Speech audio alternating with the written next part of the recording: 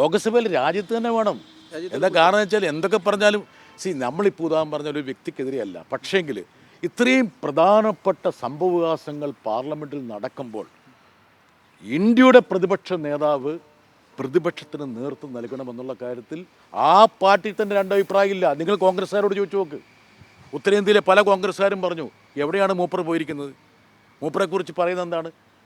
ഇവിടെ ഈ ആൾക്കാർ രാവും പകലും ഇരുന്നിട്ട് ഈ ബില്ലിനെതിരെ പ്രതിഷേധിക്കുമ്പോൾ അവിടെ മേഴ്സഡസ് എന്താണ്, ഏത് വണ്ടിയാണ്, BMW മോട്ടോർ ബൈക്ക് പരിശോധിക്കുന്നു, കാറിൽ കയറി പരിശോധിക്കുന്നു. അദ്ദേഹത്തിന് ഒരാഴ്ച കഴിഞ്ഞാൽ BMW അവിടെ ഇല്ലേ?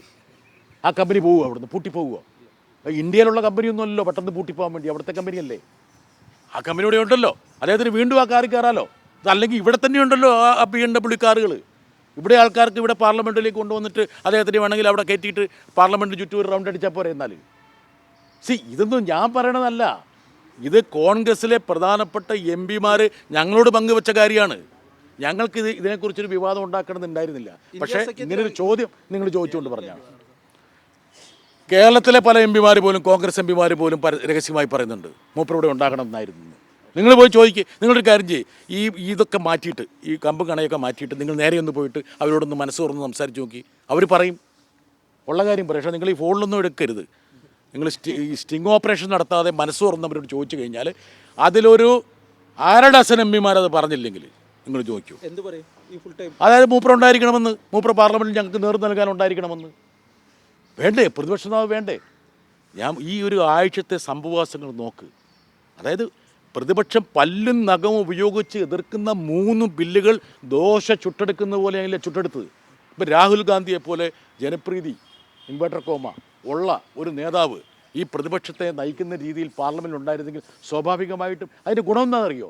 ഇതൊരു പദവിയാണ് ആൾക്കാർ സ്വാഭാവികമായിട്ട് വാർത്ത ക്ഷണിച്ച് വരുത്തുന്നത്, അല്ലേ? പദവിയല്ലേ? ഇപ്പം ഞാനെന്ത് പറഞ്ഞിട്ടും കാര്യമില്ല, എനിക്കൊരു പദവി ഉണ്ടെങ്കിലാണ് ആ പദവിയാണ് വാർത്തയ്ക്ക് വരുന്നത്. അദ്ദേഹം ഈ തെരുവിലേക്ക് ഇറങ്ങിയിരുന്നെങ്കിൽ അന്താരാഷ്ട്ര മാധ്യമങ്ങളൊക്കെ സ്വാഭാവികമായിട്ട് ഇത് റിപ്പോർട്ട് ചെയ്യില്ലായിരുന്നു.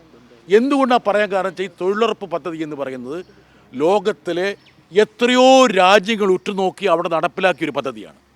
അതായത് ഗ്രാമീണ രംഗത്തെ പ്രതിസന്ധി പരിഹരിക്കാൻ വേണ്ടി ഒരു രാജ്യം മുന്നോട്ട് വെച്ച ഏറ്റവും പ്രധാനപ്പെട്ട ഉപാധിയായി ലോകത്തിലെ ഏറ്റവും പ്രധാനപ്പെട്ട സാമ്പത്തിക ശാസ്ത്രജ്ഞന്മാർ പ്രതിപാദിച്ചൊരു പദ്ധതിയാണ് അമർത്യ സെൻ ഉൾപ്പെടെയുള്ള. അധിർ രഞ്ജൻ ചൗധരിയെ വെച്ച് നോക്കുമ്പോഴത്തേക്കും രാഹുൽ ഗാന്ധി ഇപ്പോൾ പരാജയമാണെന്ന് പറയാൻ പറ്റില്ല. ഞാനിപ്പോൾ അതിലേക്കൊന്നും പോക്കില്ല. എൻ്റെ ഒരു ഒറ്റ അഭിപ്രായമുള്ളൂ, നിങ്ങൾ കോൺഗ്രസിൻ്റെ സമന്വിതരായ നേതാക്കന്മാരോടും MP-മാരോടും ചോദിച്ച് നിങ്ങൾ സ്വന്തം നിലയ്ക്കൊരു അഭിപ്രായം സ്വരൂപിക്കുക. പക്ഷേ ഈ വിഷയത്തിൽ അദ്ദേഹത്തിൻ്റെ സാന്നിധ്യം അനിവാര്യമായിരുന്നു എന്നുള്ള കാര്യത്തിൽ എനിക്ക് തർക്കം. ഈ നിയമങ്ങളൊക്കെ വന്നപ്പോൾ ഇൻട്രൊഡക്ഷൻ സ്റ്റേജിൽ എതിർക്കാൻ ഒരു CPM പ്രതിനിധിയും കണ്ടില്ലല്ലോ. അത് ജോൺ ബ്രിട്ടാസ് ഇപ്പം നിരന്തരമായി പ്രതിപക്ഷ നേതാവിനെ ശ്രീ രാഹുൽ ഗാന്ധിക്കെതിരായിട്ടുള്ള പരാമർശം നടത്തി കോൺഗ്രസിനെ എങ്ങനെ അപകീർത്തിപ്പെടുത്താമെന്നുള്ള ഗവേഷണത്തിലാണ് CPM ഏർപ്പെട്ടിട്ടുള്ളത്. കഷ്ടിച്ച് 3 ദിവസം അല്ലെങ്കിൽ 4 ദിവസം രാജ്യത്തിൻ്റെ പ്രതിപക്ഷ നേതാവ് ശ്രീ രാഹുൽ ഗാന്ധി രാജ്യത്തില്ലാത്തതിൻ്റെ പേരിൽ ഈ നിരന്തരം പത്രസമ്മേളനം നടത്തുന്ന ജോൺ ബ്രിട്ടാസ് എന്തുകൊണ്ടാണ് പ്രധാനമന്ത്രി പാർലമെൻ്ററി സമ്മേളനത്തിൽ പങ്കെടുക്കാത്തതിൻ്റെ പേരിൽ സഭയിലൊരു പരാമർശം നടത്താത്തത്, അല്ലെങ്കിൽ വെളിയിലൊരു പരാമർശം നടത്താത്തത്? ഈ സെഷനിൽ പ്രധാനമന്ത്രി എപ്പോഴാണ് വന്നത്? വന്ദേ മാതരവുമായി ബന്ധപ്പെട്ട ചർച്ചയിൽ പങ്കെടുക്കാൻ വേണ്ടി പ്രധാനമന്ത്രി വന്നു. പാർലമെൻറ്റ് സമ്മേളനം ആരംഭിക്കുന്ന ദിവസം ഒന്ന് വന്നു, 2 മിനിറ്റ് ഇരുന്നു, പോയി. ഇപ്പോൾ വൈകുന്നേരം, ഇപ്പോൾ സഭ അവസാനിച്ചപ്പോൾ വന്ദേ മാതരം പാടാൻ വേണ്ടി വന്നു. അല്ലാതെ പ്രധാനമന്ത്രി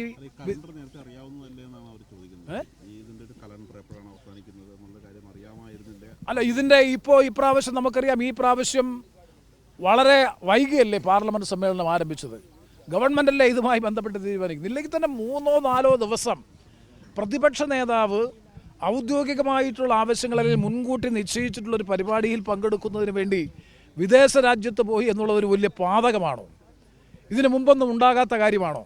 അപ്പോൾ CPM-നെ സംബന്ധിച്ചിടത്തോളം കോൺഗ്രസിനെയും UDF-നെയും അപകീർത്തിപ്പെടുത്തി അതിൻ്റെ ഭാഗമായി എന്തെങ്കിലും ചെയ്യാൻ കഴിയുമോ എന്നുള്ളതാണ് അവർ പരീക്ഷണം നടത്തുന്നത്.